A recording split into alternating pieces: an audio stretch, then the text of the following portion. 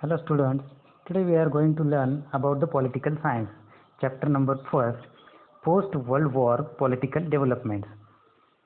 We had learned some part of this chapter in the previous lecture, and in that part we had learned about the interdependence.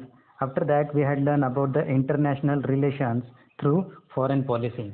Now today we are going to learn the next part of this chapter, and that is the background. Then now listen carefully. The world in which we live today has been shaped through many events and developments. आज की जो दुनिया हम देख रहे हैं, है ना, तो वो इससे पहले बहुत से सारे इवेंट और डेवलपमेंट्स से बनी हुई है. Hence, we need to go back to history in order to understand today's world. तो आज के वर्ल्ड को अगर हमें समझ लेना है तो हमें पीछे जाना होगा हिस्ट्री में, और वहाँ पे क्या हुआ था जिसके बारे में थोड़ी सी जानकारी होना ज़रूरी है. We know that 2 world wars were fought in the last century. तो हम जानते हैं कि लास्ट सेंचुरी में 2 वर्ल्ड वॉर वहाँ पे लड़े गए थे. These were the most important events in the world in that century. तो ये बहुत ही मतलब इम्पोर्टेंट ऐसे इवेंट उस सेंचुरी में हुए थे. The world completely change because of them. और जिसी की वजह से पूरी की पूरी दुनिया जो है वो पूरी तरह से कैसे बदल गई थी. New currents of thoughts emerge.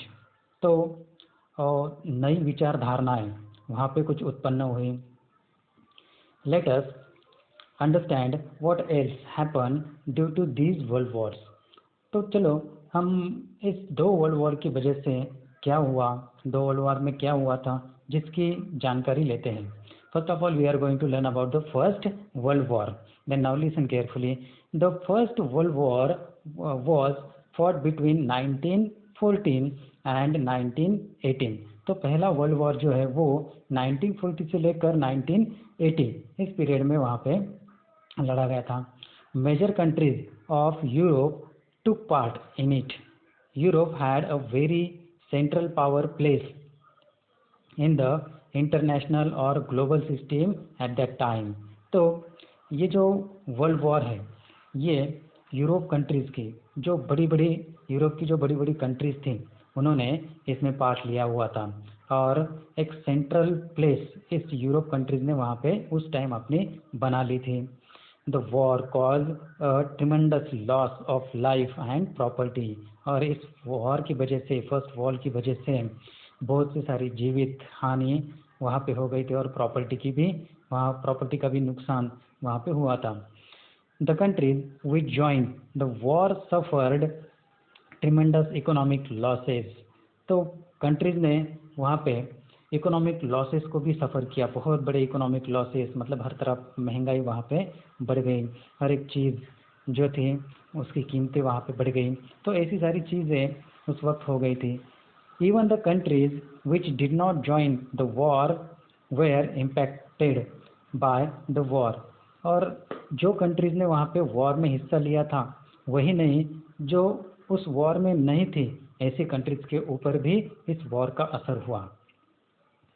The economies of the victorious as well as the losing countries collapse. और जो जीतने वाली मतलब हारने वाली जो कंट्री है उसके साथ साथ जो जीतने वाली कंट्री है, दोनों की इकोनॉमी वहाँ पे पूरी तरह से कोलैप्स हो चुकी थी. Then countries involve in the first world war.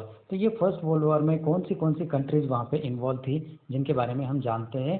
एक चार्ट वहाँ पे दिया है. The 2 columns are there in the chart. The first column is about allied powers and second column is about central powers. Then in allied powers, Britain, then France, Russia, Italy and America like countries were involved. And after that in the second column, central powers, Germany, Austria, Hungary, then Ottoman Empire and Bulgaria. Such type of countries were included in the central power. At the end of the First World War, all the nations felt that such a war should not happen again and some measures need to be taken to achieve that end. तो ये जो first world war वहाँ पे हुआ था, जिसमें बहुत सा सारा लॉस पूरी दुनिया की जो सारी कंट्रीज थी उनका हुआ था, और हर एक कंट्री के ऊपर उसका इफेक्ट वहाँ पे हुआ था, जिसकी वजह से इस तरह का वर्ल्ड वॉर फिर से ना हो, है ना। तो उसके लिए कुछ ना कुछ करना चाहिए, ऐसा जो प्रोमिनेंट कंट्रीज हैं वर्ल्ड के अंदर उन्होंने सोचा। An international organisation call the League of Nation was establish out of this thinking, और इसी सोच ने एक ऑर्गेनाइजेशन को वहाँ पे इस्टेब्लिश किया। वो ऑर्गेनाइजेशन थी League of nation. League of Nation. It became an important platform to solve international disputes and carry out negotiations. तो ये जो मतलब एक ऑर्गेनाइजेशन बनी थी, जो लीग ऑफ नेशन नाम की ऑर्गेनाइजेशन बनी थी कि वॉर फिर से ना हो, तो जिसने एक बहुत ही इम्पोर्टेंट ऐसा ये प्लेटफॉर्म बना कि जैसे कि दो कंट्रीज के अंदर कोई डिस्प्यूट है ना, या उनके अंदर कुछ नेगोशिएशन वहाँ पे करना है, तो उसके लिए ये ऑर्गेनाइजेशन हमेशा वर्किंग में रहती थी। The main responsibility of the League of Nations was understood to be to avoid war, और सबसे बड़ी रिस्पॉन्सिबिलिटी इस लीग ऑफ नेशन की यही थी कि इस तरह के वॉर को, मतलब वर्ल्ड वॉर जैसी चीज़ या किसी भी तरह के कंट्रीज़ के अंदर होने वाली जो वॉर है उसे अवॉइड करना, ये सबसे पहला उनका वर्क या रिस्पॉन्सिबिलिटी वहाँ पे रही थी लीग ऑफ नेशन की। After the first world war major changes came out in Europe and outside of Europe. तो यूरोप और यूरोप के आउटसाइड में फर्स्ट वर्ल्ड वॉर के बाद कुछ बहुत बड़े चेंजेस वहाँ पे आए, तो जिसके एग्जांपल हम देख सकते हैं। For example earlier empire in Europe collapse and new nations came into being। तो यूरोप के अंदर जो है नए नए नेशंस वहाँ पे उभर के आए, इकोनॉमी जो है वो पूरी तरह से कोलैप्स हो चुकी थी। Many European countries had there colonies in the continents of Africa and Asia. तो बहुत सी सारी यूरोपियन कंट्रीज जो थी उन्होंने अपने कॉलोनीज बनाए हुए थे।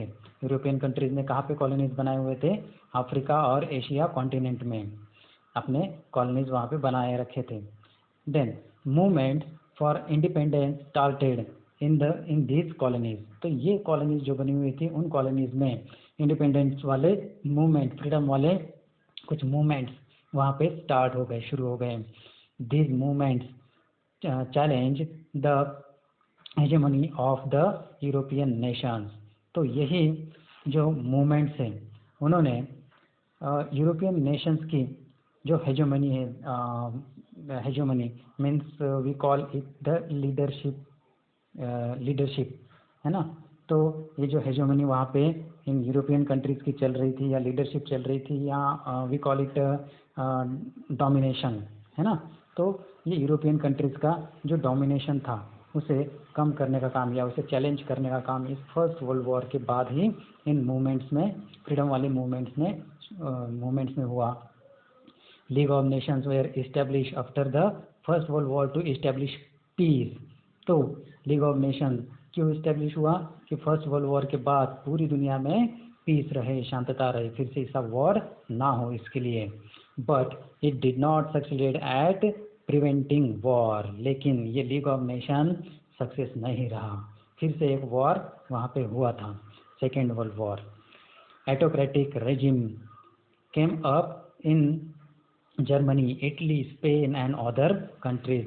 तो जर्मनी, स्पेन और इटली और दूसरी कुछ कंट्रीज के अंदर autocratic regime means we call it the dictatorship, और the person who has a power will be the leader of that country or will be the ruler of that country. Such a type of system was started in such a type of countries like Germany, Italy and Spain and other countries. तो ये सब countries में autocratic regime, जिसे हुकुमशाही कहते हैं, है ना, dictatorship, ये वहाँ पे स्टार्ट हो गई। All this developments culminated in the second world war. और यही सारी जो डेवलपमेंट्स है ना, यही सारी जो चीज़ें हैं जिन्होंने सेकेंड वर्ल्ड वॉर को मतलब जन्म दिया, या culminated means to reach the highest point, है ना, सेकेंड वर्ल्ड वॉर को हाईएस्ट पॉइंट तक पहुंचाने का काम इसी सारी सिस्टम ने, इसी डेवलपमेंट ने वहाँ पे किया हुआ था। There is a picture is about the Indian soldiers on a battle field in the first world war. First world war में ये इंडियन सोल्जर्स बैटल फील्ड में हमें वहाँ पे दिखाई देते हैं। हालांकि इंडिया इस वर्ल्ड वॉर में इंक्लूड नहीं था, लेकिन at that time the British or the England country was rule on India, and England was included in the first world war.